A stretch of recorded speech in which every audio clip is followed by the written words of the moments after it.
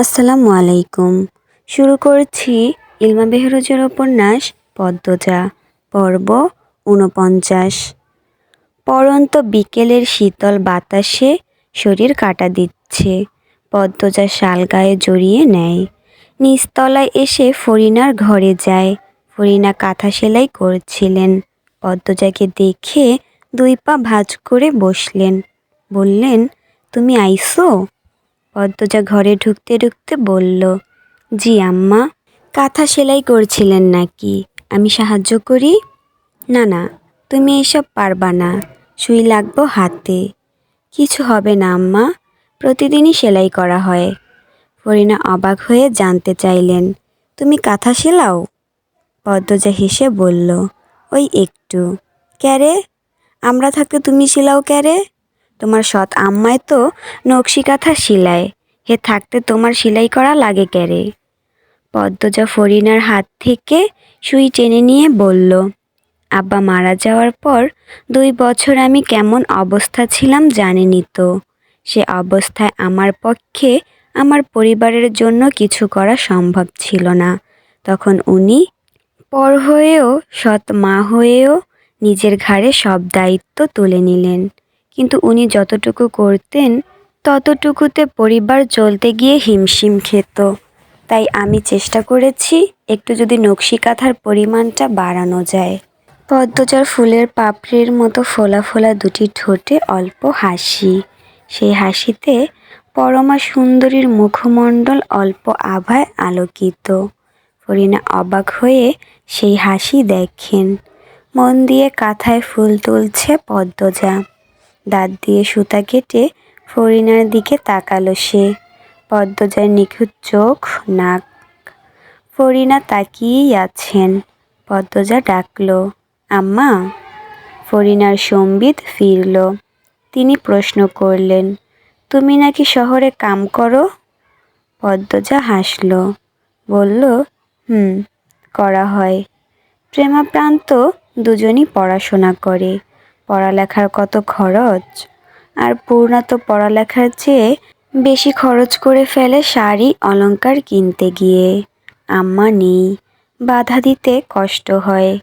আর উনি নিজের সব সঞ্চয় উজাড় করে দেন আমার ৩ ভাই বোনকে। টাকা তো থাকে না, তাই চাকরি নিতে হলো। ২ বোনের বিয়ে দিতে হবে না? আমার তো ফরজ কাজ বাকি, তার জন্য টাকা জমাতে হচ্ছে। আর ওনার নকশি কাঁথার টাকার সাথে বেতনের কিছুটা অংশ মিলিয়ে পাঠিয়ে দেই। বেশ ভালোই চলছে। উনি আছেন বলেই আমার মাথার ওপরের চাপটা কমেছে। বাসন্তী অনেক ভালা, আমি হ্যার চেয়ে ৪ বছরের বড়, মেলা সম্মান করে আমারে। আচ্ছা, আমি তোমারে বাইরে কাম করতে দিছে? এ প্রশ্নে পদ্মজা কপাল চাপড়ে বলল, আর বলবেন না আম্মা, কি যে যুদ্ধ করতে হয়েছে। শেষমেশ রাজি হয়েছেন। কিন্তু ওনার অফিসে নাকি চাকরি করতে হবে। ওনার অফিসে চাকরি নিলে উনি আমাকে কোনো কাজ করতে দিতেন? টাকা ঠিকই মাস শেষে দিতেন। ঘুরে ফিরে স্বামীর টাকায় বাপের বাড়ি খায় কথাটা আত্মসম্মানের সাথে লেগে যেত। এ নিয়ে ৩ দিন আমাদের ঝগড়া ছিল। আলাদা থেকেছি, কেউ কারো সাথে কথা বলিনি। ফরিনা বেশ আগ্রহ পাচ্ছেন। উৎসুক হয়ে জানতে চাইলেন, এরপরে কি হইল? কাম করতে দিছে কেমনে?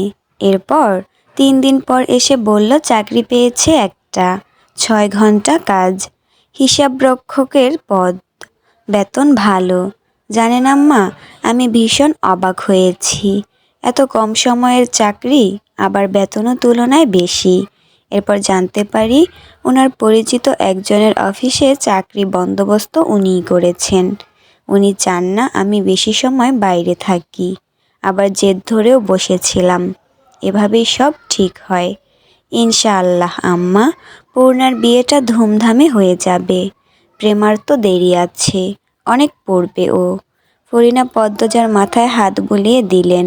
এরপর বললেন, আল্লাহ ১০০০ বছর বাঁচায়া রাখুক। আম্মা, রুম্পা ভাবি কি ৩ তলায়? আজ দেখতে যাব ভাবছি। চাবি কার কাছে? ফরিনা মুখ গুমট করে বললেন, হেই ঘরে যাওনের দরকার নাই, রিদওয়ান চাবি দিব না। ওরা আর আমরারে দাম দেয় না, যেমনি ইচ্ছা চলে। দিবে না মানে কি? আপনি গুরুজন, আপনাকে দিতে বাধ্য। চাইছিলাম একবার, যা ইচ্ছা কইয়া দিছে। ফরিনার মুখে আধার নেমে আসে। তিনি নির্বিকার ভঙ্গিতে আবার বললেন, চাবি চাউনের লাইগা রিদোয়ান হ্যার আম্মারেও মারছে। পদ্মজার চোখ দুটি বড় বড় হয়ে যায়। সে কি মায়ের গায়ে হাত তুলেছে? ফরিনা কাঁথা সেলাই করতে করতে বললেন, নিজের মার কই থাইকা? এই স্যারার মাথা খারাপ, অমানুষ। বাড়ির অন্যরা কিছু বলেনি? অন্যরা কারা? আব্বা, চাচা, বড় ভাই কেউ কিছু বলেনি? বাকিদের কথা জানি না। তোমার শ্বশুর তো নিজেই শকুনের বাচ্চা। পদ্মজা চমকে তাকালো। ফরিনাও চকিতে চোখ তুলে তাকান। তিনি মুখ ফুঁসকে বলে ফেলেছেন। দুজন দুজনের দিকে অনেকক্ষণ তাকিয়ে রইল। পদ্মজা প্রশ্ন করার আগে ফরিনা বললেন, পূর্ণায় গাছে উঠছে। সকালে আসারডা খাইল, বিকেলইতেই গাছে উঠতে গেছে। সেরিটারে কয়ডা মায়ের দিও। পদ্মজা স্পষ্ট বুঝতে পেরেছে তার শাশুড়ি আগের কথাটা ধামাচাপা দেওয়ার চেষ্টা করছে। সে আগ বাড়িয়ে কথা বলতে পারল না। মৃদু কণ্ঠে বলল, আমি আসি আম্মা। যাও। পদ্মজা দরজা অবধি এসে ফিরে তাকালো। ফরিনা দ্রুত চোখ সরিয়ে নিলেন। পদ্মজা ঘর ছাড়তেই তিনি যেন হাঁফ ছেড়ে বাঁচলেন। পদ্মজা উদাসীন হয়ে হাঁটছেন। ফরিনা কেন নিজের স্বামীকে শকুনের বাচ্চা বললেন? পদ্মজা দ্রুত নিজেকে সামলে নিল। এখন এসব ভাবা যাবে না। রিদোয়ানের কাছ থেকে চাবি নিতে হবে। সে দ্রুত পায়ে হেঁটে রিদোয়ানের ঘরের সামনে যায়। দরজায় শব্দ করতেই ওপাশ থেকে রিদোয়ানের কণ্ঠ ভেসে আসে, কে? পদ্মজা জবাব না দিয়ে আরো জোরে শব্দ করল। রিদোয়ান কপাল কুঁচকে দরজা খুলল। পদ্মজাকে দেখে কপালের ভাঁজ মিলিয়ে যায়। ঠোঁটে হাসি ফুটে ওঠে। মোটা হয়েছে আগের চেয়ে। গাল ভর্তি ঘন দাড়ি। এক দুটো চুল পেকেছে। সে খুশিতে গদগদ হয়ে বলল, আরে বাপরে, পদ্মজা আমার দুয়ারে এসেছে। পদ্মজা সোজাসুজি বলল, রুম্পা ভাবির ঘরের চাবি দিন। রিদোয়ান দরজা ছেড়ে দাঁড়ালো। বলল, এতদিন পর এসেছো, আবার আমার ঘরের সামনে। ভেতরে আসো, বসো, এরপর কথা বলি। আমি আপনার সাথে কথা বলতে আসিনি। দয়া করে চাবিটা দিন। চাবি তো দেব না। কি সমস্যা? রিদোয়ান পদ্মজার কাঁধে হাত রেখে বলল, আরে ঘরে আসো তো আগে। পদ্মজা এক ঝটকায় রিদোয়ানের হাত সরিয়ে দিল। চোখ গরম করে তাকিয়ে বলল, চাবি দিন। চোখ দিয়ে তো আগুন ঝরছে, কিন্তু আমি তো ভয় পাচ্ছি না। চাবি আমি দেব না। দেবেন না? রিদোয়ান আড়মোড়া ভেঙে আয়েশি ভঙ্গিতে বলল, না। পদ্মজা আর কথা বাড়ালো না, চলে গেল। রিদোয়ান পিছু ডেকেছে, সে শুনেনি। মগাকে দিয়ে পাথর নিয়ে 3 তলায় আসে। মদন একটা ঘরের সামনে চেয়ার নিয়ে বসেছিল। পদ্মজা বুঝতে পারে তাহলে এই ঘরেই রুম্পা আছে। সে দরজার সামনে এসে দাঁড়াতেই মদন বলল, কিছু দরকার ভাবি? পদ্মজা নির্বিকার ভঙ্গিতে বলল, তালা ভাঙব। মগা, তালা ভাঙো।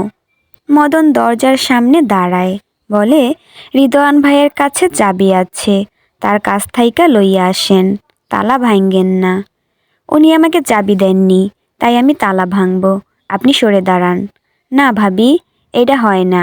আমার ওপরে এই ঘরটার ভার দিচ্ছে। আপনি সরে দাঁড়ান। পদ্মজা কথাটা বেশ জোরেই বলল। মদন হাওলাদার বাড়ির বউয়ের সামনে আর দাঁড়িয়ে থাকার সাহস পাচ্ছে না। সে দৌড়ে নিচে যায়। বাড়ির সবাইকে গিয়ে বলে, পদ্মজা তালা ভাঙছে।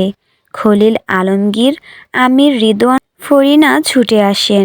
ততক্ষণে পদ্মজা তালা ভেঙে ফেলেছে। আমির হন্তদন্ত হয়ে এসেই প্রশ্ন করল, তালা ভাঙলে কেন? আপনার ভাই আমাকে চাবি দেননি। আমার রুম্পা ভাবির সাথে দেখা করার ইচ্ছে হচ্ছিল, তাই ভেঙেছি। এইটা অসভ্যতা। তোমারে ভালা ভাবছিলাম। সেরি মানুষের এত তেজ, অবাধ্যতা ভালা না। পদ্মজা এক নজর খলিলকে দেখল, এরপর রুম্পার ঘরে ঢুকলো। রুম্পা ঘরের মাঝে মেঝেতে উপর হয়ে পড়ে আছে। লম্বা চুল এখন ঘাড় অবধি। কে কেটে দিয়েছে, যেন চুল না ময়লা ঝাড়ু। পদ্মজা দৌড়ে রুম্পার পাশে এসে বসে। রুম্পার শাড়ি ঠিক করে দিয়ে ডাকলো, ভাবি, ভাবি, শুনছো ভাবি? রুম্পার সাড়া নেই। গলায় হাতে পায়ে মারের দাগ। পরিণা দেখে চমকে যান। রুম্পার এক হাত চেপে ধরে উদ্বিগ্ন হয়ে প্রশ্ন করলেন, কেলায় মারছে বৌডারে? আল্লা গো, কেমনে মারছে? রক্ত শুকায়া পাথর হইয়া গেছে। এর লাইগা আমরারে রুম্পার কাছে আইতে দেও না তোমরা। বৌডা তোমরারে কি করছে? পাগল মানুষ। ফরিনা বাড়ির পুরুষদের দিকে চেয়ে কেঁদে বললেন। আমিনা দূরেই দাঁড়িয়ে আছেন। তিনি বরাবরই অন্যরকম মানুষ, অহংকারী, হিংসুক, অন্যদের ভালো দেখতে পারেন না। রানীর জীবনটা এভাবে ধ্বংস হয়ে যাওয়ার পর আরও বেশি খামখেয়ালি হয়ে উঠেছেন। পদ্মজা আমিরের দিকে তাকিয়ে হুংকার দিয়ে উঠল, আপনি দাঁড়িয়ে আছেন কেন? অন্যরা পাষাণ, আপনি তো পাষাণ না। ভাবিকে বিছানায় তুলে দিন। পদ্মজার কথায় আমির রুম্পাকে কোলে তুলে বিছানায় শুইয়ে দিল। আমির ফরিনা ছাড়া বাকি সবাই বিরক্তিতে কপাল ভাঁজ করে চলে যায়। তারা অসন্তুষ্ট। খলিল যাওয়ার আগে বিড়বিড় করে পদ্মজাকে অনেক কিছু বললেন। পদ্মজা সেসব কানে নেয়নি। সে শুধু অবাক হয়, মানুষগুলোর প্রতি ঘৃণা হয়। সে রুম্পার জ্ঞান ফেরানোর চেষ্টা করছে। আমিরকে বলে কবিরাজ নিয়ে আসতে। আমির চলে যায়। ফরিনার কাছ থেকে পদ্মজা জানতে পারল তিনি 2 বছর পর রুম্পাকে দেখছেন। কি অবাক কাণ্ড! কখন চুল কাটা হয়েছে জানেন না। পদ্মজা জানতে চাইল, কেন এত ভয় পান বাড়ির পুরুষদের? একটু শক্ত করে কথা বলে ভাবিকে দেখতে আসতে পারলেন না? ভাবির মা বাপের বাড়ি কোথায়? ওনারা মেয়ের খোঁজ নেন না? রুম্পার মা বাপ নাই, ভাই আছে 2টা। ভাইগুলা আগেই খোঁজ নিত না। পাগল হুনার পর থাইকা নামও নেয় নাই। মানুষ এত স্বার্থপর কি করে হয় আম্মা? ফরিনা রুম্পার শাড়ির ময়লা ঝেড়ে দেন, ঘরদোর পরিষ্কার করেন। রুম্পার জ্ঞান ফিরে, কিন্তু কথা বলার শক্তিটুকু নেই। সে ড্যাব ড্যাব করে পদ্মজার দিকে তাকিয়ে থাকে, যেন পদ্মজার জন্য অপেক্ষায় ছিল, পদ্মজার জন্যই বেঁচে আছে। কিছু বলার চেষ্টা করে কিন্তু পারে না। কতদিন ধরে তাকে পানি ছাড়া কিছু দেওয়া হচ্ছে না। ক্ষুধার চোটে বালি খেয়েছে। ঘরের এক কোণে বালির বস্তা রাখা। পেট খারাপ হয়ে পুরো ঘর নষ্ট করেছে। বমি করতে করতে ক্লান্ত হয়ে গতকাল থেকে সে অজ্ঞান। তবুও কেউ এসে দেখেনি।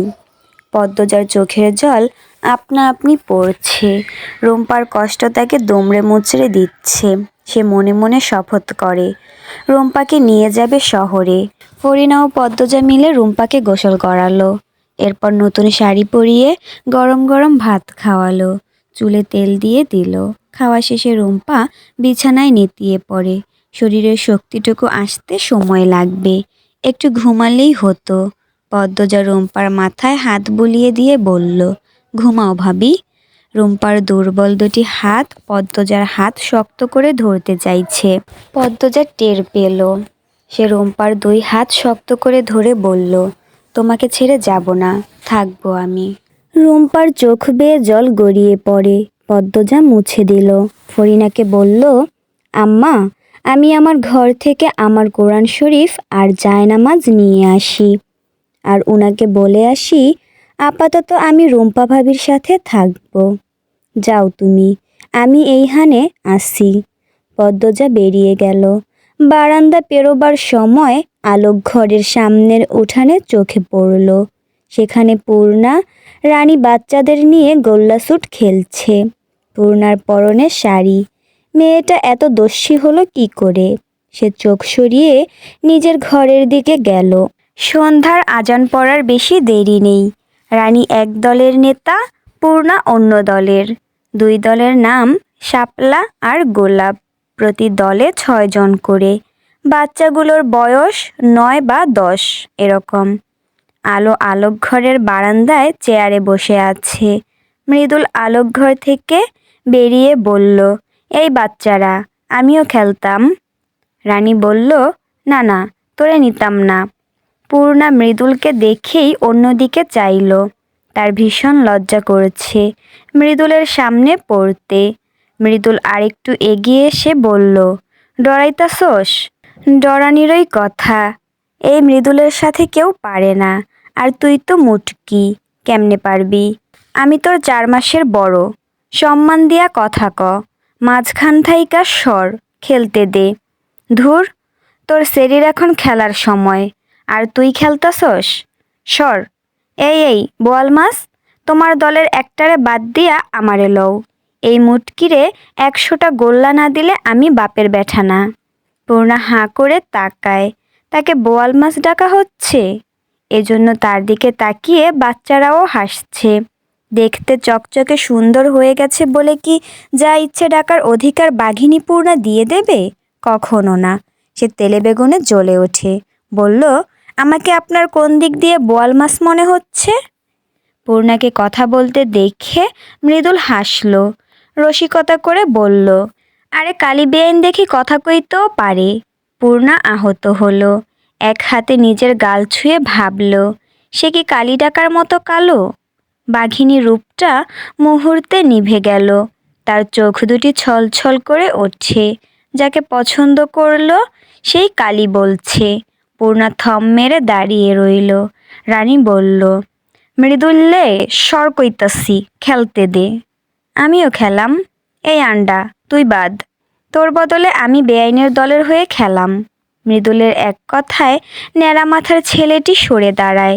মৃদুল খেলার নির্দিষ্ট জায়গায় দাঁড়ালো। এরপর পূর্ণাকে বলল, কালী বেআইন, তুমি আগে যাইবা নাকি আমি আগে যামু? পূর্ণা মিনমিনিয়ে বলল, আমি খেলবো না।